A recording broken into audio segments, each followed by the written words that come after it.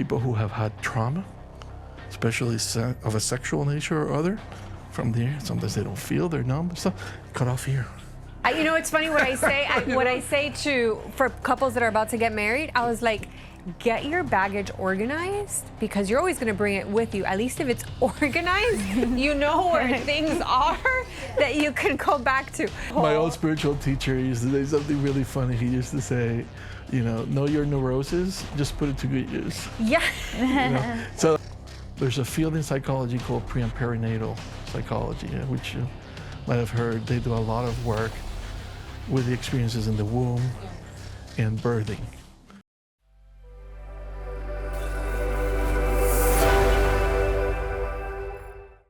Welcome to the Integrated Mind Podcast, where we help you connect your mind, your body, and your soul.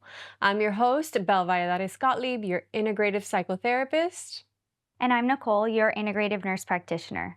And today we have an amazing guest, a dear colleague of mine, Ignacio, the spiritual facilitator that concentrates a lot on breath work. How are you? I'm doing great. Thank you for having me. I'm very happy to be here. Thank you so much. Obviously, you know why I told you to come to my podcast, because we work so closely together.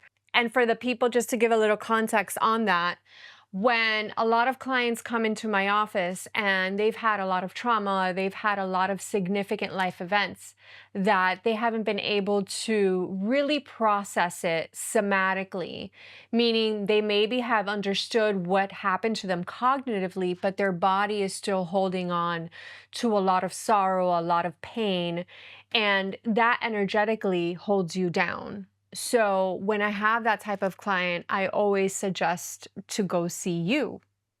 And the feedback that I get is amazing, by the way. It's an amazing experience to do a deep breath work to release all of that. But before we even go into the breath work that you use and the purpose that you use it, I want to talk a little bit about what led you to where you are today in using that modality. Okay. So I'm from Puerto Rico. I was born and raised there. I say I'm Cuban Rican, Cuban mother. Me too. So I grew up Catholic, and when I was growing up, I had a very strong desire to. It came in like a forceful thought. Okay. I want to alleviate suffering. I've had a deep desire to alleviate suffering. At the time, I didn't know what that meant, but all I had in front of me was the Catholic priest. So that's when I was young, I always thought I would be a priest because it was the way that I thought I could spiritually assist other human beings in their own personal journeys. As I grew older, even though I still love Catholicism, I don't consider myself a Catholic. I thought like, well, priest is so great, but it's not all that. There's a lot of there's sex, there's other adventures that are there to be had, and so. But I still had that desire. I came to the States later on. I studied at Boston College and at the University of Montana in Missoula. And at that time, I took a break and I went down to South America, to Chile, and I spent 3 months in the wilderness. Wow. So when I was down in Patagonia, in Chile, I fasted for the first time in my life. And I felt so deeply connected. I could feel that I had an uncle across the world that was ill and that was going through something. Even though we had no telephones, we had no way to contact anybody for 3 months. We were just mountaineering and sea kayaking in the wilderness of Patagonia for several months. And what that did for me also was that it cleansed the doors of perception for me. Something that maybe we do through meditation or yoga or other things, just being out in nature, it's just unstructured. There's nobody telling you what to do, what to think, what to believe, how to be in this world. You just are. And something happens that starts to cleanse you. Like we were a group of about 15 people or so. And everybody came and this person liked their coffee this way and they got really cranky in the morning and the other person this. Everybody had their things, right? Like their little pet peeves that made them moody and wanted the world to be a certain way. And as the weeks went by, all of that started to just drop off on its own. And everybody started to become so much more available and heart-centered. And so that break that I took from the university and went down there changed my life. And when I came back, I had a friend that had talked to me about the West Coast of the United States and rainbow gatherings with like people like having parties. What timeline was this? What year This was was around 1994. Okay. 1994. So I came back to Boston and I was like, I need to move out west. That's where it's happening. The neo hippies are there. They know what's going on. There's, Carlos Castañeda and peyote and this and all these kind of wonderful things to go explore. And so, I spent another semester there, and then I moved out to Montana where I participated in like American sweat lodges with the Native American friends that I had. And I've heard of those. I just wanted to experience something deeper spiritually. And college wasn't quite doing it for me. But I still finished college and all that. And that's where I discovered yoga. We were talking earlier about yoga and how powerful that is. And I was like, well, they're not telling me to believe in something. They're telling me if you practice, you can have these direct experiences for yourself. Right? Yes, we have some beliefs and tenets, but they're really only meant for you to be able to experience this. It's not really for you just to believe in something. And so I started practicing yoga. I had a teacher that introduced me to some other teachers. And after I graduated college, that's what I dedicated my life to. And that's how I came to be in this field of spirituality and healing. My father died when I was 13 years old and left an inheritance. So I graduated college, I had money. So I got my inheritance and I was thinking of moving to India and becoming a monk. And then I met my ex-wife who became my life partner. And I had a son with her. And then I moved to Hawaii because I had met some teachers. I didn't know you moved into Hawaii when you Yeah. already married and with at least a Well, child. I got married actually in Hawaii. Oh, okay, okay. But I had my son and I was living in Boston and I was following a spiritual teacher that we met every 3 months to do spiritual work in Hawaii and other beautiful places. I went to Hawaii. It felt like home for the first time. I don't know if you've all I've ever been to Hawaii. I love Hawaii. it. I'm dying to go I back. landed, they put a lei on me, and I was like, I really said to myself, this is home. Like I felt at home for the first time. And so after my retreat, I went to Boston and moved everybody to Hawaii to spend time with my teacher and to practice spirituality. And I had money, so I didn't really have to work, but I was like, eventually I'm going to have to work. What do I do with spirituality? What the heck is that?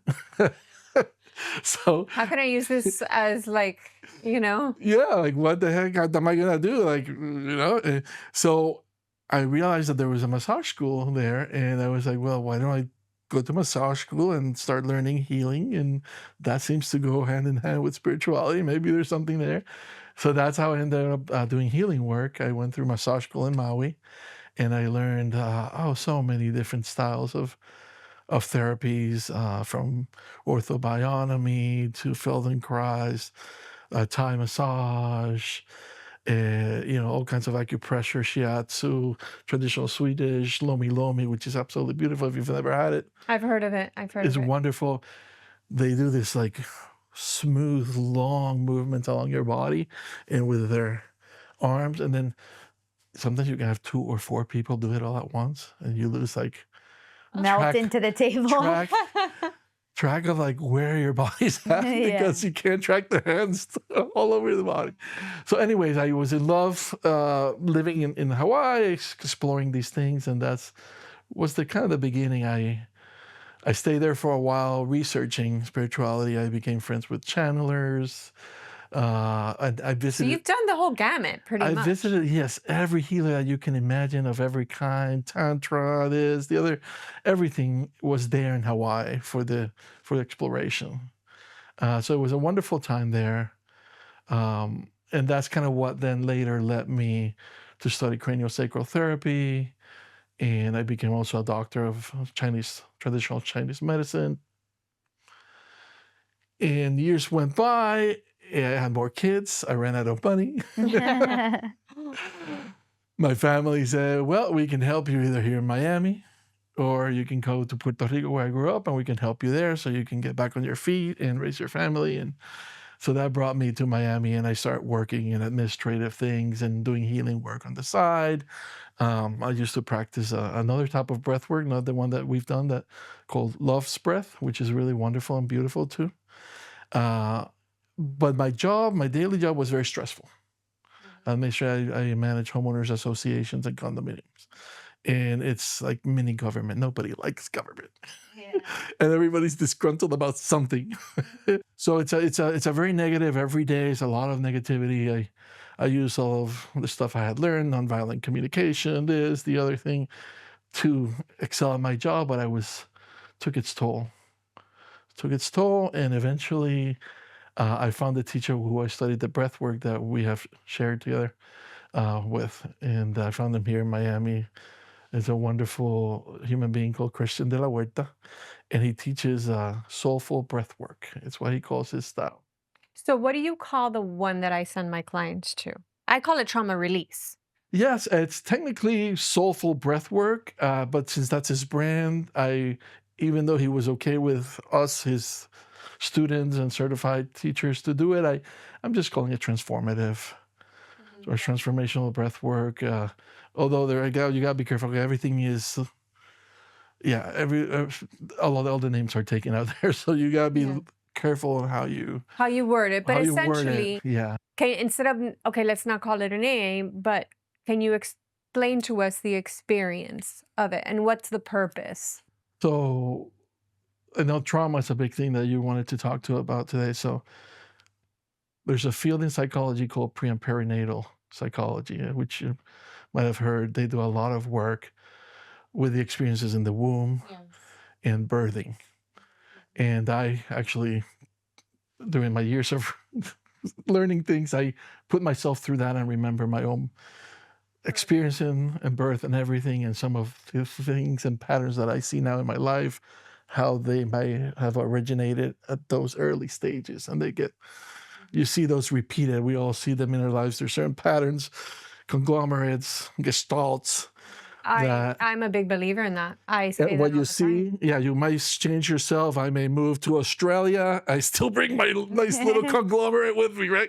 It's funny what I say. I say for couples that are about to get married, I was like, get your baggage organized, because you're always going to bring it with you. At least if it's organized, you know where things are that you can go back to, because it's true. It's true.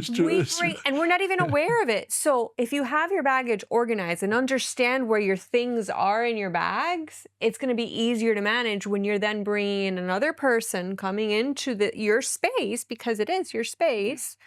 That if you have and you understand your baggage, what color it is, what size they are, and where they come from, it's going to be easier to have a more intimate relationship. Yeah, because it is. We have so many things that we haven't worked out, that we block that intimacy. Yeah, and if you can go to, like you said, Australia, and that baggage is still going to follow you. And somehow you find yourself with very similar relationships, problems or complaints.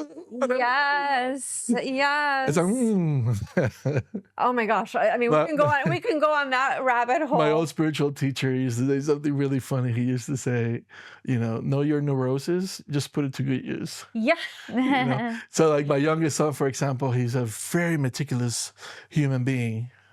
So, I always guided him to do stuff meticulously, because that's who you want building your planes and your technology. Yeah. You don't want your plane being built by a person. by some, all over the place. maybe a Rastafari that's just way too high, Yeah. Yes. Or something. Well, maybe we can skip that one. But we want to be able to identify a person's strength and put them in an area where they're going to excel, where that strength is going to be needed. Yeah, you can alleviate the edges of it and the angst about something, even if that pattern's still there. You can put it to good use, right? Make it work for you is what his point obviously was, but I thought it was funny to use as neurosis, right?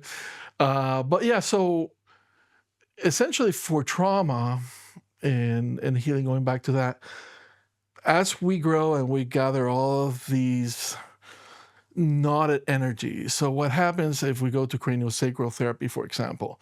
In craniosacral therapy, the energy of life comes through the spine into the cerebrospinal fluid, and from there it goes in these movements which they call tides. It's like, it feels like this if when you perceive it. There's slow tides that open up and close, and then there's faster ones. And that all comes from the center always. Everything is about the midline, just like it is in yoga and chiropractic. Everything is about your midline. And breath work too, what it liberates is the midline. So in craniosacral therapy, you see, as you put your hands on people, that there's different levels of trauma. Some happens in the tissues, in the fluids, and then there's emotional, and then there's mental. And sometimes they correlate, sometimes they're different sources, right? Like if you have a car accident, for example, you have a vector of force that comes from the side. So your tissues, all your fluids and everything went like this.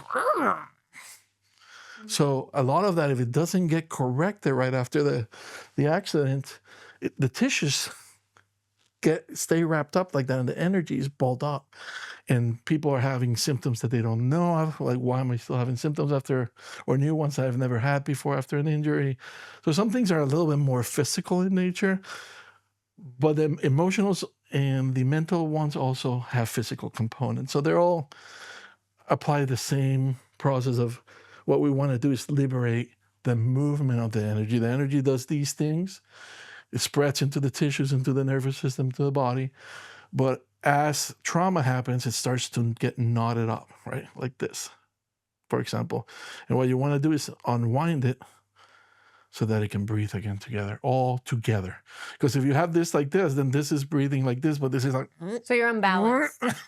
Right? Like, you know, and sometimes you feel it in your body, right? Sometimes you feel a left to right difference. Sometimes you feel a top to bottom difference. For example, there's 3 major diaphragms, especially this one here. People who have had trauma, especially of a sexual nature or other, from there, sometimes they don't feel, they're numb, stuff, cut off here. This is where all the juicy stuff is, below the diaphragm. Well, if you think about it, in the chakra system, it starts always with the root chakra. With the root chakra. And then it starts, once you master, not master, that's the wrong word, but once you balance it and clear it, then all of the other ones start getting the life force until you get to the top, which is connection with source. Yes. So that's the way that they approached it, right? They do Kundalini yoga, they do postures to unlock. But all the traditions that I've been able to survey is the same thing in traditional Chinese medicine. It's about removing blockages. So breath work is about removing blockages by a simple act of breathing, feeling, and allowing things to happen. The one that I like to practice, which is the Soulful Breathwork, the reason I like it is because it takes us out of our minds, our heads, right? And even when you're doing Kundalini yoga or any other type of breath work that you're counting, it's all very controlled. Your mind is you're way too engaged in controlling. And that's the whole problem of our unfolding, right? It's like we want to control everything. And that's the only reason why things don't resolve, is because we're either afraid to go there. It's a form of control, right? Or we just, do other things, but it's control at the end of the day. So in the breath work, you start moving the breath and allowing things to unfold the way they want to. Without a script. Without a script, without me telling you, how you get enlightened spiritually or whatever. Just come, lay down, breathe. And you breathe, and you're going to find resistance. It's going to come up. No doubt about it. Every human being has it. And you just keep inviting it in. And then the system will start to do funny stuff. Sometimes it's physical stuff. Sometimes it's emotional stuff. Sometimes it's mental stuff. But all of those little knots will start to open up. Sometimes you feel tingling or contractions of the hands, because it's just the energy working through all the tensions we've built up since we were embryos and fetuses. And we had a whole lifetime of built up stuff, some very traumatic, some minor. No, I mean, yeah. If I can just chime in here, because I've personally done work with you. I'm a big believer that if you're going to be working with individuals and you're going to be, I wouldn't say responsible, but there is a lot of responsibility that comes into being a therapist or being a facilitator, a spiritual facilitator, or any sort. There's a lot of responsibility because you come to contact with very vulnerable people. And for you to understand what they're going through. Also, what helps, I believe that the person that's helping the other person has to experience those modalities themselves. It's kind of like when I was in my process of coming back into the field, I had to emotionally cleanse myself. I had to emotionally connect with myself. And that is facing all of the memories, all of the experiences, and actually feeling them again. Right? Doing And that groundwork of allowing yourself to go there and feel it. yes, and that can be very scary for people. But when I did it with you, I just remember I cried. I was just, I mean, there's a saying in Spanish that's called mocosa, which is literally like you're just full Seriously. of boogers Yeah, because you're just like, it's a cry, but it's such it a, opens the floodgates kind of thing, yes, it's such Yeah, it's a a big, deep, deep cry that needs to come out. yeah.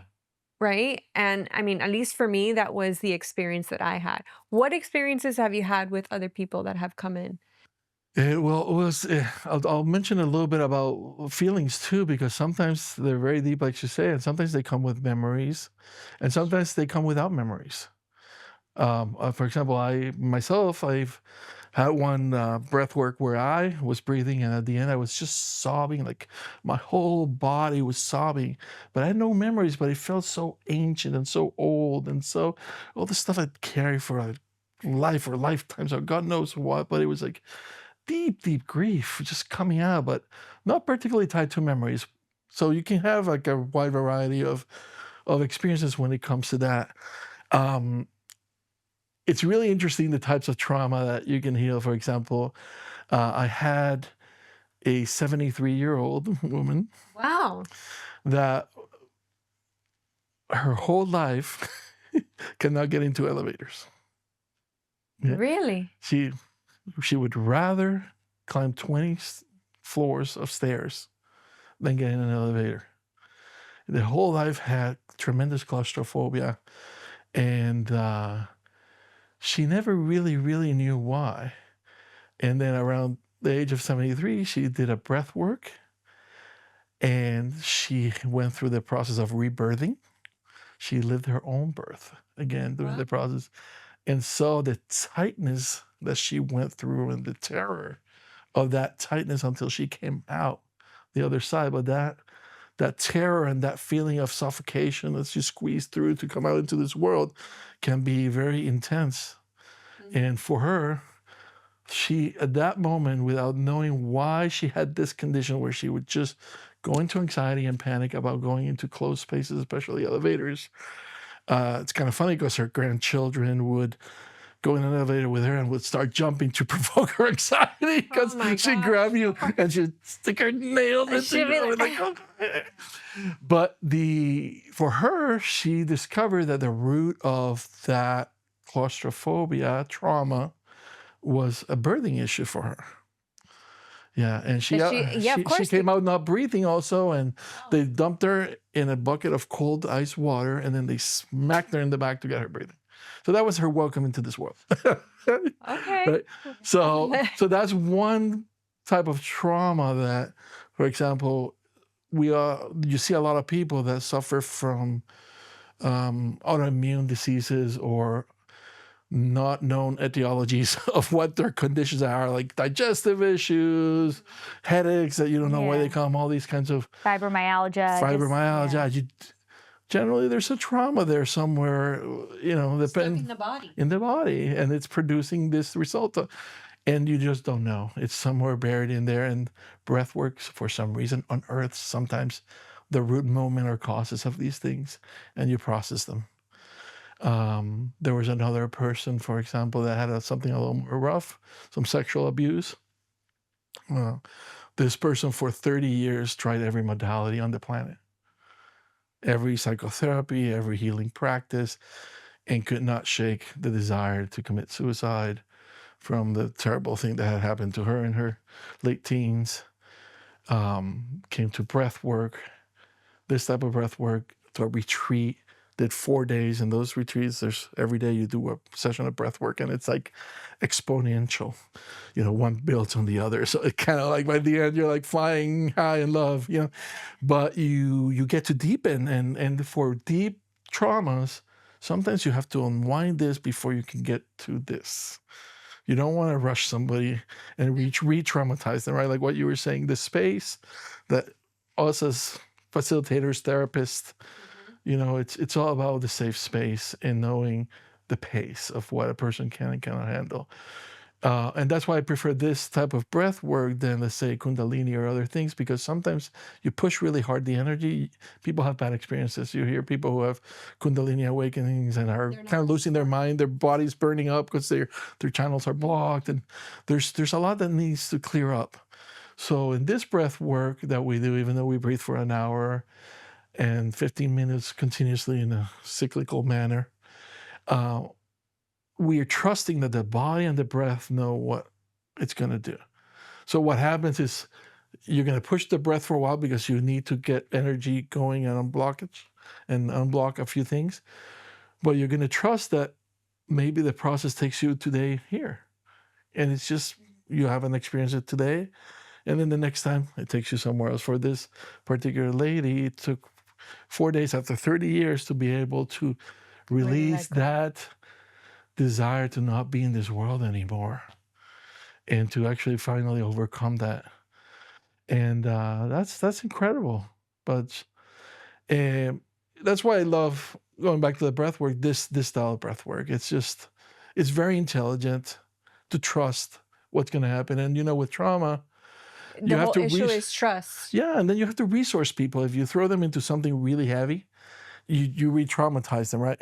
Unless they have the resources, meaning like they have good experiences, feelings of love, or being held in space, whatever the resource they need to start touching on that intense experience that they couldn't digest. And so breath work is all about removing the obstacles to the things we couldn't digest, if you want to put it that way, the things we couldn't really process in our life because they seemed too big, or the container wasn't right, or because we judged them. Oh no, it's not a big deal, because people tell you it's not a big deal, and then you dismiss the connection that you have with yourself, that it is telling you that it is a big deal, and you just push it down and don't acknowledge it. And when you continuously do a lot of that, what you're doing is just shoving emotion after emotion after emotion, and that's why people snap a lot. Right? It could be the slightest little thing. Snowball and just and they snap. Right. And it's because they're so charged. Oh, we're so guarded, right? Like, it's a miracle we can even have a relationship with each other because we got all that piled up. That's why you have to organize your luggage. Luggage, yes. Organize your And luggage. get a good brand of luggage. Change your luggage. Yeah. And one thing that I always remember, I remember the first time that we met, that you said to me, don't be scared. Your body will not give you more than it can handle. Yes. That's with this type of breath work. Again, like if you do some other that you just like, well, I'm going to breathe in this pattern, in this way, you're ignoring what your body does. So with this type, at some points, like we were talking earlier before the session, you stop breathing altogether, or the breath will take you into an ecstatic state and then drop you later into like that deep, dark stuff that you really didn't want to go, but you've come resourced. You see what I'm saying? It's like so smart that if I'm trying to diagnose from my like traditional Chinese medicine point of view, or the other one, which they're all valid. I'm not saying of course. But I'm going to think, oh, well, this is how you're going to heal, and you're going to heal, and your pattern, this is how it's going to. But maybe that's, from my paradigm, that makes sense, but maybe that's not what you need. Right? Maybe it needs to do this little dance before you get to that. That's what I love about it, because it's very personal. The person will react to what they need and will not overly, impact them unnecessarily. Exactly. Right? It would just be like, whatever you're ready for, this is what you're going to get. And I mean, I've done it multiple times, and I'll tell you, each time that I've done it has been very different for me. Like the first time for me was very charged. I was very, very charged, meaning there was a lot of emotional sadness involved in it, and that's what I purged. The second time, it was still a little sadness, but then there was laughter I don't know if you remember. It was like I would cry and then I would laugh and then I would cry again and then I would just crack up. It was a very different experience. And now looking back at it, I see it as you evolve, as you start cleansing, your experiences in general are going to be different. They're not going to be as negative or as impactful. Yeah. Kind of going back to what we were The discussing. baggage gets lighter, right? Like it gets lighter. Yes. And for those, obviously, we were having a conversation before this podcast started, and we were talking about meditation and neuroplasticity and how the healing road is not necessarily linear. It has peaks and valleys. And I think this resource, what it does, and you said it very beautifully, the valley is not as long, right? It's not as long or as deep. And you can come back a little bit easier when you have these types of tools. So Yeah, it gives you resilience. Right? Yes. It's not that you stop being human and not gonna ever have negative thoughts, grief, anger, confusion, whatever, jealousy, whatever the thing might be, right? The realistic expectation of life. Yeah, exactly. It's like you're now more open. And my old spiritual teacher used to tell me the process of spirituality is about feeling, not less. So as you progress in this path, whichever your path takes you, it's actually opposite. You don't get to be immune to feelings. In fact, you feel so much deeper. You know, you feel like, and you feel a lot more, not just yours, the earth, the pets, everybody else's stuff. And can you hold that in your awareness without trying to change them, heal them, judge them? Like acknowledge. Just touch it deeply. Like, you know, like with awareness, it's like a blessing, right? Like you're here. Thank you for being here. You know, and that's very hard to do. Thank you for being. Oh, awful emotions. I suck. I should have done that. Yeah. Thank you for being here. Let me see if I can be a little more gentle with myself next time. But you recuperate. It's like, oh, I'm in that little wave again. I'm riding that negative train or wave, you know? It's becoming aware of that process too, and having realistic expectations of the reality of life. That's a huge component that Yeah, it's not checking out of life. It's actually living more of life. Facing all of the fears, whether they're pleasant or good, because there's some fears that could be pleasant.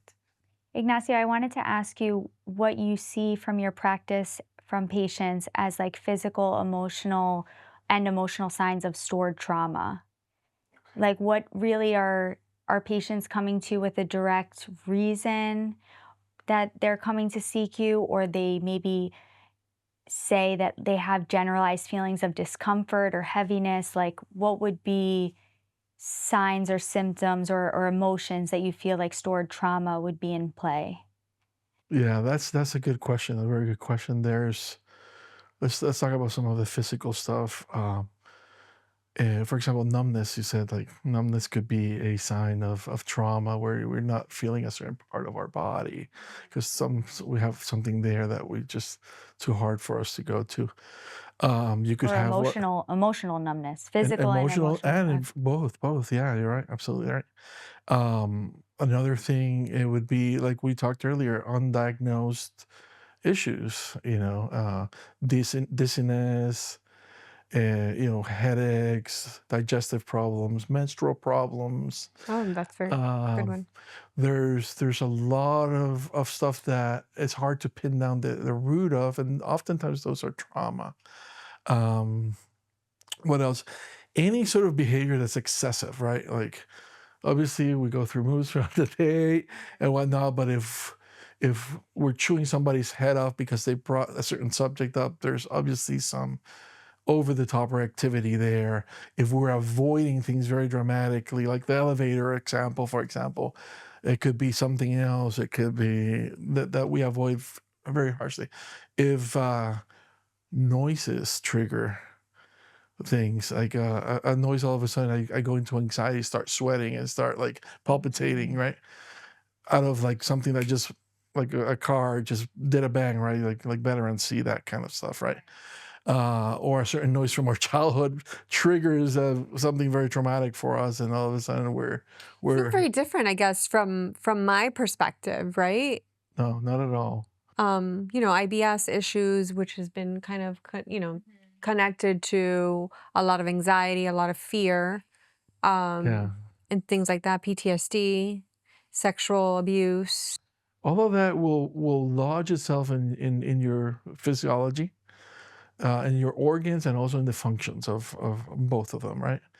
And we have a lot of language, like heart of stone, or you broke my heart, or she died from grief, right? Like lung, Yeah.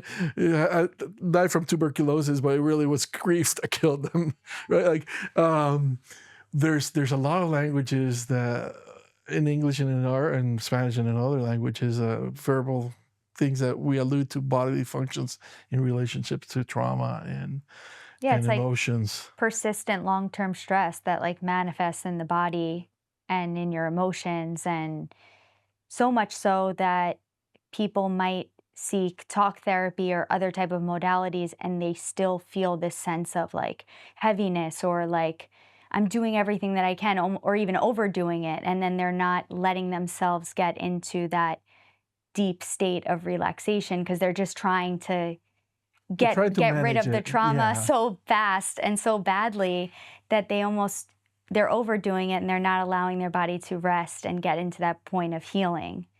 Yeah, like there's a great point that you just pointed out there. There's two things that you just mentioned, Nicole. I would say the first one where you said, the trauma and all of these things, but trauma doesn't necessarily have to be tied to an incident. It could be just, let's say, a lot of failed relationships, just to give an example. Traumas, big traumas, little traumas. Yeah, or not understanding where you want to go in your career, right? All of these things, I think, from my experiences and from the clients that I've sent you that have given me feedback, the breath work helps tremendously, because going back to what you said is you remove your thoughts, you remove your cognitive brain, right? It goes into a more spiritual, is that I can say, a more really authentic connection with self. Yeah, more direct, Yes. unmitigated or unmanaged by our thoughts and our philosophies. So your true we're self, kind your of putting them authentic aside and self. having the real deal experience of our lives, our bodies, all of it, our Because emotions. a lot of the feedback that I've gotten from the patients that I've sent to you has been, I felt so much love. Like, yes, they've had the cathartic experiences of really expressing their emotional, unpleasant emotions and their experiences and all of that. But through that, they also felt a sense of connection and peace. And that's, I think, the beauty of the breath work comes in with what we try to do, which is integration of the mind, the body, and the soul, the spirit, or whatever it is really growing that connection of your authentic self, your soul, your spirit. And I think that's a great way to have that happen, is through that breath work. Yeah, it's I call it the cleanser. it is my teacher called it the spiritual roto-rooter. Yeah, that's really true. It just it really really just cleanses your pipes out, Yeah.